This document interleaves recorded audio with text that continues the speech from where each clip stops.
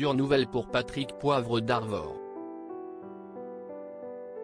Dans les pages du Figaro, ce vendredi 30 juin, les lecteurs du quotidien ont pu apercevoir dans le carnet du jour que Véronique Poivre d'Arvor, l'épouse de l'ancienne figure de TF1, est décédée le 24 juin dernier.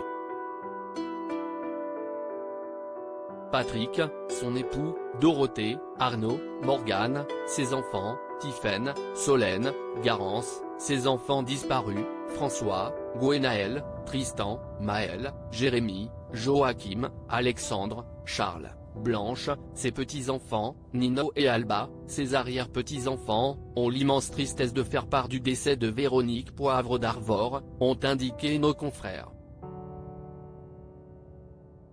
Mais voilà, si les causes du décès n'ont, jusqu'à présent, pas été révélées, on peut cependant apprendre que les obsèques de Véronique Poivre d'Arvor ont déjà eu lieu. Ces obsèques ont eu lieu le 29 juin, à Trégastel, Côte d'Armor, où elle repose désormais, peut-on découvrir. Une cérémonie, que l'on imagine intimiste, au cours de laquelle seuls les proches de PPDA étaient présents. Supérieur à ces tragiques décès de personnalités qui ont déjà marqué l'année 2023, un mariage atypique si elle était mariée à une personnalité bien connue des Français, Véronique Poivre d'Arvor était, de son côté, plutôt très discrète.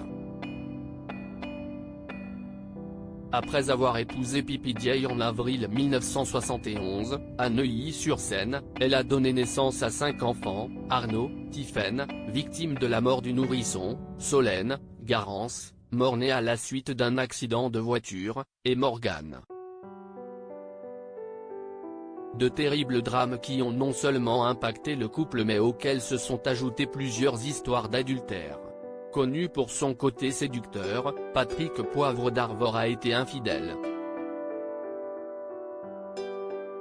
Pour cause, l'homme aujourd'hui accusé de viol a entretenu une relation extra-conjugale avec Claire Chazal, qui donnera plus tard naissance à leur fils, François. Pourtant, l'ancien journaliste de TF1 a souvent été infidèle avec les années. Des écarts qui étaient, bien évidemment, photographiés par les paparazzi. Et si des rumeurs racontaient que Véronique et Patrick avaient divorcé, ils ne l'ont cependant jamais fait. Crédit Photo, agence.